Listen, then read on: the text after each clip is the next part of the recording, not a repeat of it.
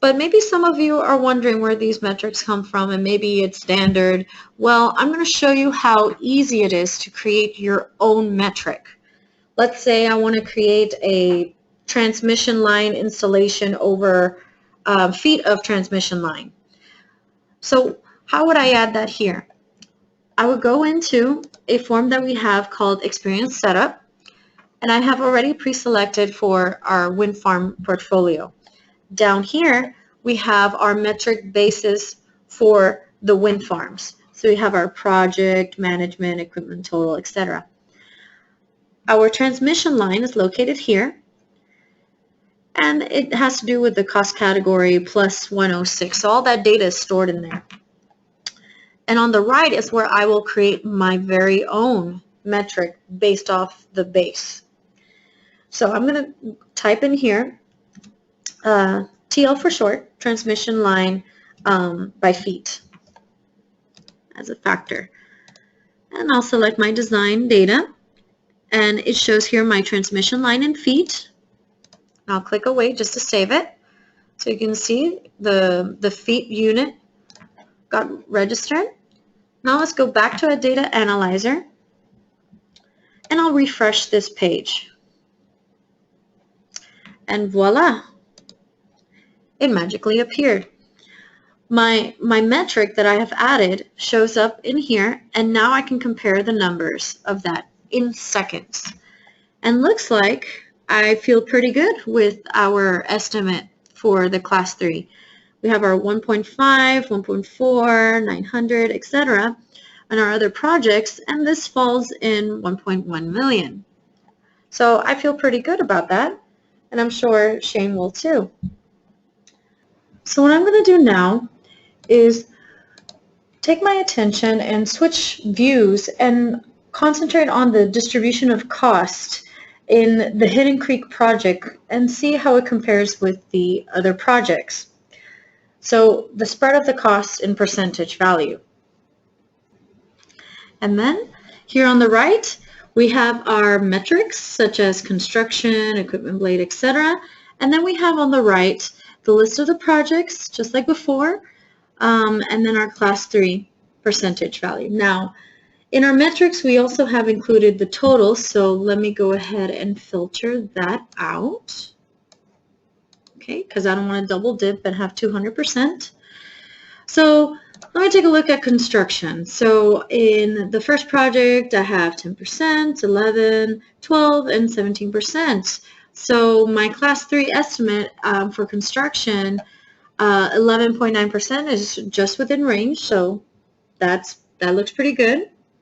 So what I'm going to do here is just basically look through and see if I see any discrepancies. Well, for example, our equipment tower, we have an estimation of 24.8% on that, where the other ones are much lower, 21, 19%. So that's something may want to highlight for Shane. So now that I have this information, I kind of want to see in this distribution per project. So I'm going to select all, and this time I'll create pie graphs. So now what I see down here is for each project, those percentage allocations. Okay, so this is the final report that I'm going to bundle up for Shane, and that completes my scenario 2. Back to you, Shane. Thank you, Natalia, for that detailed analysis. You've provided me with very valuable information. Just looking at it from my point of view and trying to validate the estimates, this report here confirmed, as I expected, that the total cost of the level 2 cost categories were on the lower end of the scale, which is consistent with the size of this particular wind farm. Again, the red band is the Hidden Creek wind farm. So that's a good start. Now, this report doesn't cause me any concern either.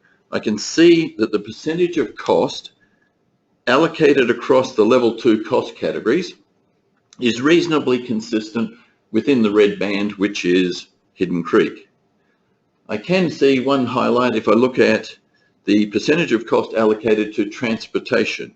It's lower than some of the other level 2 categories for the Hidden Creek project.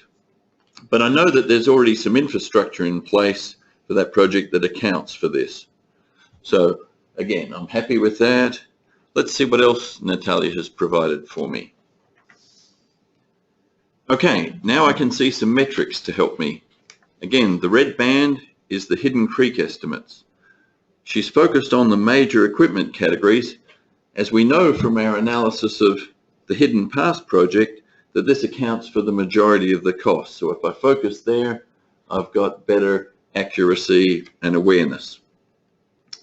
Again, our estimates for Hidden Creek here are comparable with our past projects. So I'm still feeling comfortable. I can see, for instance, the equipment tower cost per turbine is roughly right in the middle of the range. And if I look at, say, the equipment blade cost per turbine, again, we're not within any, areas that would cause me concern. It's consistent there. So I'm feeling still good with my level 3 estimates. Aha! Now Natalia's highlighted to me that the percentage of cost for our equipment towers for Hidden Creek was greater than any we've had in the past projects. It was nearly 25% of our total project cost. So I'm going to review that with Mark and Natalia before I'm happy to finalize our estimates for Hidden Creek and present this project for approval to the next stage. I love what this product, combined with my team, can do to assist me and our wind farm business. It is going to drive our business and projects to perform better, I have no doubt.